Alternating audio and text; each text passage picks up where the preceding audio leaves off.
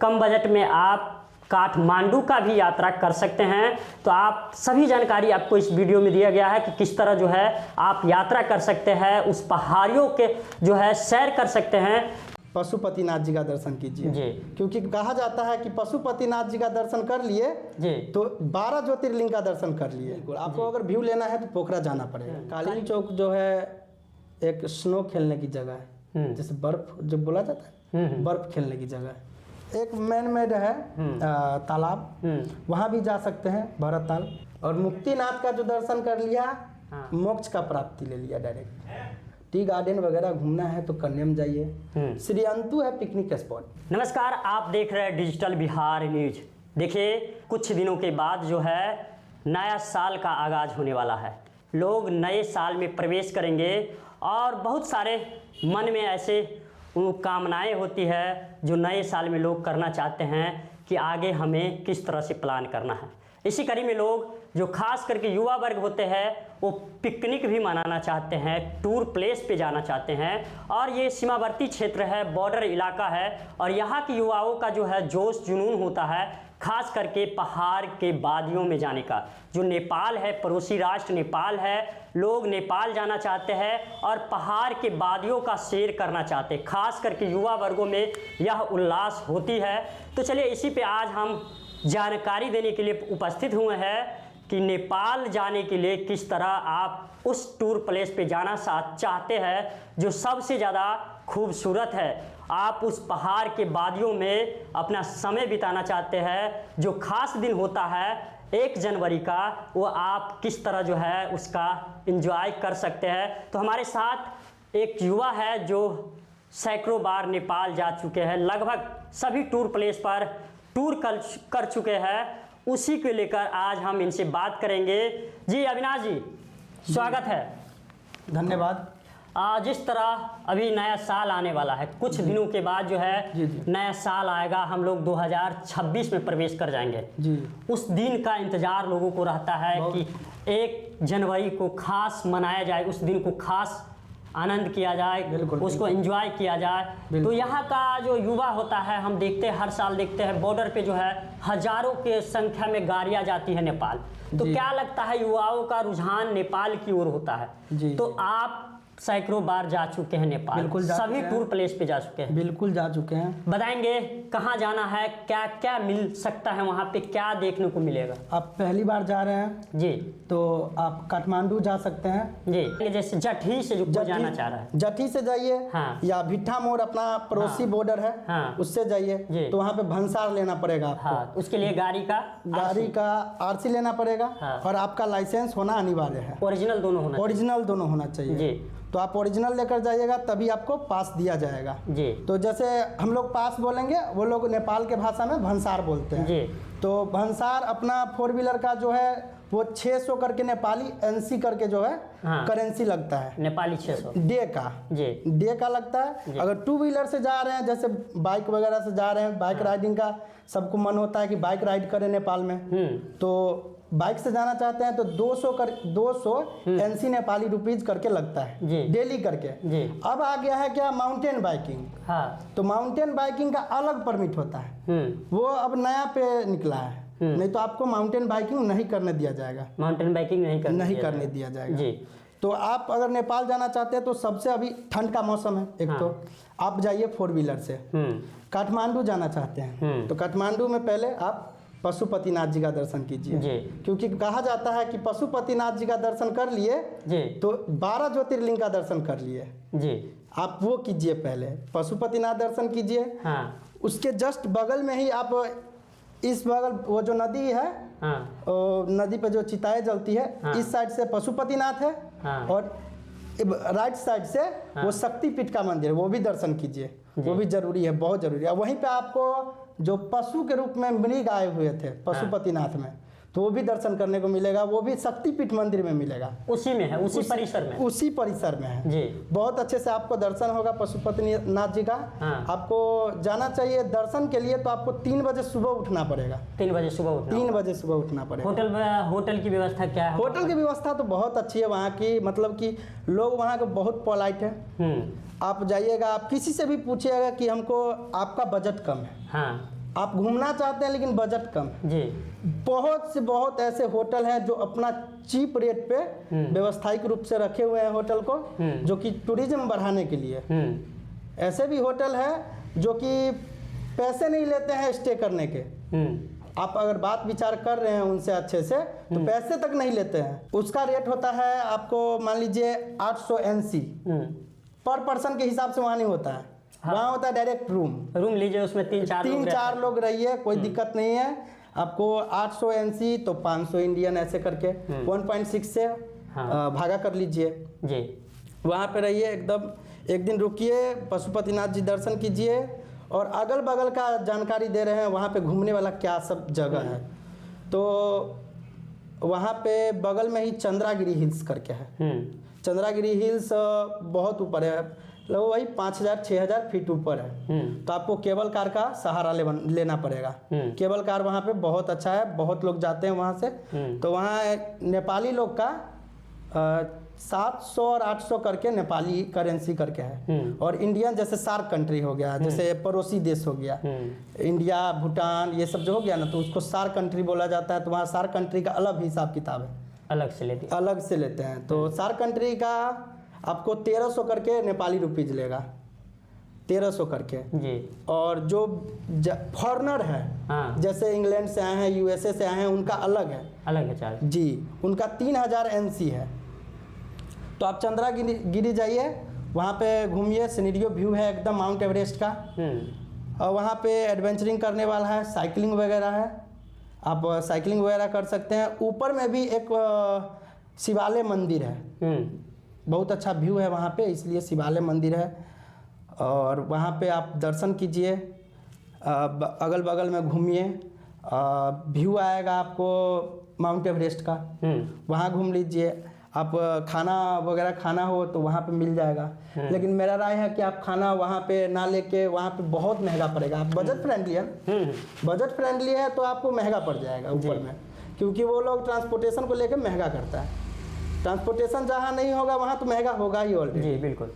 तो आप नीचे आ जाइए, वहाँ खाना साना खाइए और नीचे आकर एक और जगह है जो कि शिवालय मंदिर ही है।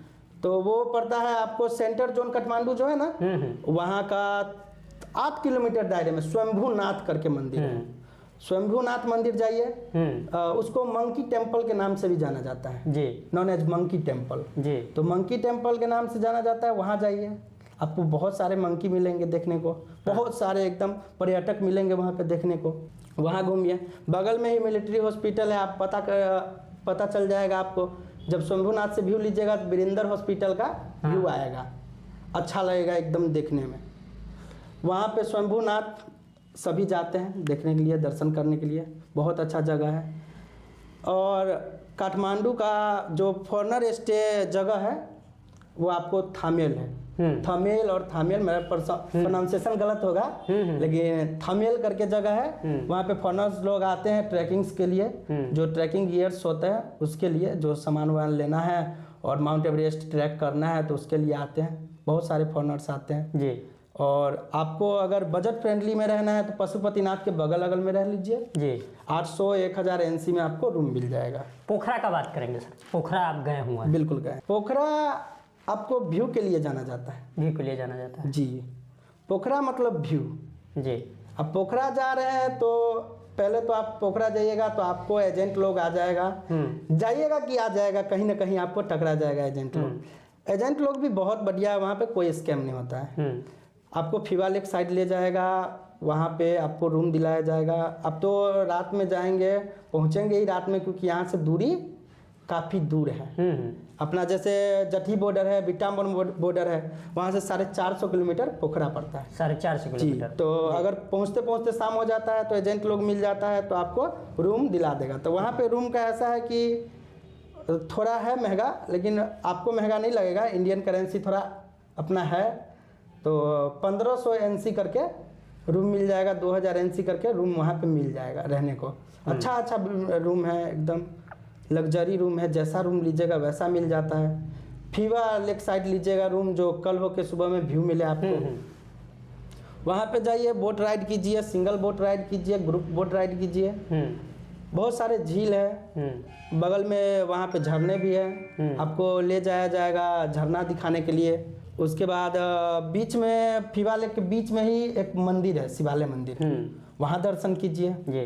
और पोखरा के अगल बगल जो घूमने की जगह है वो बता दें कि एक पुमडी कोट है माउंट एवरेस्ट व्यू के लिए, सारंग कोट है। तो पुमडी कोट का दूरी 15 किलोमीटर होगा सेंटर जोन पोखरा से, और पुमडी कोट का वही 15 किलोमीटर और 20 किलोमीटर डिस्टेंस वो भी होगा, मतलब दोनों अलग अलग जगह पे है। लेकिन शिवालय मंदिर है वहाँ पे पुमडी कोट में भी, वहाँ पे जा सकते हैं, अच्छा व्यू मिलेगा आपको माउंट एवरेस्ट का। वहाँ से भी 2 जगह है, अच्छा है पैराग्लाइडिंग, अगर एडवेंचरिंग के आप शौकीन हैं तो पैराग्लाइडिंग कर सकते हैं। मिनी करके एक मिनी फ्लाइट आता है जो कि माउंट एवरेस्ट का व्यू का मतलब कि करवाता है टूर, तो मिनी फ्लाइट आता है। बहुत सारे एडवेंचरिंग पॉइंट है वहाँ पे, बंगी है जिसको बोला जाता है बंगी जंपिंग, वो सब है। मतलब पोखरा जो है प्राकृतिक खूबसूरती के लिए जाना जाता है। बिल्कुल, आपको अगर व्यू लेना है तो पोखरा जाना पड़ेगा। कालीन चौक के बारे में बताएंगे। कालीन चौक तो भगवती सरायन मंदिर है, हाँ। लगभग 3800 अल्टीट्यूड पे, हाँ। 3800 मीटर अल्टीट्यूड पे जी। आप 12,000 फीट कुछ ऊपर रहेंगे भगवती सरायन कालीन चौक में। कालीन चौक जो है एक स्नो खेलने की जगह है, जैसे बर्फ जो बोला जाता है बर्फ खेलने की जगह है। तो आप जा रहे हैं तो हम बता देंगे कि आप इस मौसम में जाइए, जैसे कि अभी दिसंबर चल रहा है, आप 15 जनवरी के बाद जाइए। वहाँ पे क्या है कि बर्फ ही गिरता है 15 जनवरी के बाद। 15 जनवरी के बाद आप टेम्परेचर अभी चेक कर सकते हैं वहाँ का जी। 10 डिग्री 15 डिग्री ऐसे होगा। हाँ। तो वहाँ पे अगर जाना है तो 15 जनवरी के बाद जाइए। वहाँ देखने वाला नज़ारा क्या सब है? देखने वाला नज़ारा क्या है, वहाँ स्नो खेलने लोग जाते हैं। अच्छा, बर्फबारी देखने जाते हैं। हाँ। जो कम दूरी में अगर बर्फबारी देखना चाहते हैं, जैसे कि अपना इंडिया में बर्फबारी देखना जाना है तो शिमला मनाली जाना पड़ेगा, यहाँ से 1400 किलोमीटर दूर, 1300 किलोमीटर दूर। और हमारे जठी बॉर्डर से 230 किलोमीटर दूर कालीन चौक है। 230 किलोमीटर। वहाँ कोई पास वगैरह की व्यवस्था वैसी है या वैसी डायरेक्ट आप जा सकते हैं, रह सकते हैं? डायरेक्ट जा सकते हैं, रह सकते हैं। चारीकोट नाम की जगह है 15 किलोमीटर पहले, वहाँ पे रहिए, स्टे कीजिए। चरीकोट, हाँ, भीमनेश्वर म्यूनसिपैलिटी में पड़ता है। तो चरीकोट नाम का जगह है, वहाँ पे रहिए, अच्छा व्यवस्था है, म्यूजिक स्यूजिक सभी है। नज़दीक में कोई जाना चाहते हैं तो नज़दीक के लिए क्या सजेशन आपका है? कालीन चौक के नज़दीक में ना, इधर जैसे हमारे जठी बॉर्डर से कोई ज़्यादा दूर नहीं जाना चाहते हैं तो पिकनिक स्पॉट अगर आपके पास व्यवस्था है, सारे चीज़ अपना सारे व्यवस्था रखिए गाड़ी में। हाँ। और अगर पिकनिक के मतलब व्यू से जाना है तो आप सिंधली गढ़ी जाइए। हाँ। वहाँ पे नदी आएगा, वहाँ पे बहुत सारे लोग आपको मिलेंगे। एक भरत ताल के साइड में भरत ताल एक मैन मेड है तालाब, वहाँ भी जा सकते हैं। भरत ताल वो लगभग यहाँ से 130 किलोमीटर दूरी पर। भरत ताल ही स्पेशली घुमा है। हाँ। तो आप कहाँ कहाँ गए नेपाल में? इसके अलावे आप कहाँ? इसके अलावे मैं मुक्तिनाथ गया हूँ जी। और मुक्तिनाथ का जो दर्शन कर लिया, मोक्ष का प्राप्ति ले लिया डायरेक्ट, ऐसा माना जाता है जी। वहाँ पे जाइए। सबसे खतरनाक यदि यात्रा माना जाता है, यात्रा अगर माना जाता है जी, स्पीति कर लेते हैं। हाँ। लद्दाख कर लेते हैं जी। मुस्तांग नहीं कर पाएंगे सब। अच्छा, मुस्तांग लोअर मुस्तांग में हाँ। पड़ता है मुक्तिनाथ जी। आप जाइए, वहाँ का व्यू लीजिए, वहाँ का बहुत अच्छा सुंदर व्यू है। हाँ। एकदम सुंदर व्यू लेना है तो मुस्तांग का लोअर मुस्तांग है, उसमें मुक्तिनाथ जी है। मुक्तिनाथ का दर्शन कीजिए। वहाँ पे 108 धारा। रास्ता कैसा है? रास्ता फुल एडवेंचरिंग है। हम आप लोगों को वीडियो दिखाएंगे, मनीष जी डाल देंगे चैनल के माध्यम से, जो रास्ता कैसा है। क्या मनीष जी? जी बिल्कुल। और इसके अलावे मुक्तिनाथ के अलावा हम लोग कुछ ही दिन पहले श्री अंतु करके आए हैं। हाँ। श्री अंतु और कन्याम जी। श्री अंतु कन्याम एक टी गार्डन समझ लीजिए, दार्जिलिंग की तरह। टी गार्डन वगैरह घूमना है तो कन्याम जाइए। श्री अंतु है पिकनिक स्पॉट, दूरी है पोखरा जितना दूरी है। पिकनिक स्पॉट श्री अंतु मुझे अच्छा लगा क्योंकि वहाँ का बात विचार वातावरण बहुत अच्छा है, लोग भी बहुत पोलाइट है। मतलब अच्छे से बात विचार करते हैं जी। बहुत अच्छे लोग हैं वहाँ के। चलिए बहुत बहुत धन्यवाद। देखिए अभी हमारे साथ अविनाश जी थे जिन्होंने लगभग सभी टूर प्लेस का जो है सैर किए हुए हैं और अभी आप लोगों से जानकारी साझा किए हैं कि किस तरह टूर प्लेस पे आप जा सकते हैं। यदि आप भी इंडिया से हैं, नेपाल जाना चाहते हैं, जठी बॉर्डर या तो भिट्टामोर बॉर्डर, 2 बॉर्डर है, आप इस दोनों बॉर्डर या जयनगर जो भी बॉर्डर से आप करते हैं उस बॉर्डर से आसानी से जा सकते हैं। आपके पास कम बजट है, आप जनकपुर धाम जा सकते हैं, जनकपुर धाम में दर्शन कर सकते हैं जानकी मंदिर का। इसके अलावे आप सिंदली घाटी जा सकते हैं जहाँ सिंदली गढ़ी है, ऊपर भी जा सकते हैं, या तो आप नीचे बाजार में भी रह सकते हैं। इसके अलावे कम बजट में आप काठमांडू का भी यात्रा कर सकते हैं। तो आप सभी जानकारी आपको इस वीडियो में दिया गया है कि किस तरह जो है आप यात्रा कर सकते हैं, उस पहाड़ियों के जो है सैर कर सकते हैं। तो आप यदि हमारे पेज पे नए हैं, मेरे पेज को फॉलो करें, शेयर करें। बहुत बहुत धन्यवाद।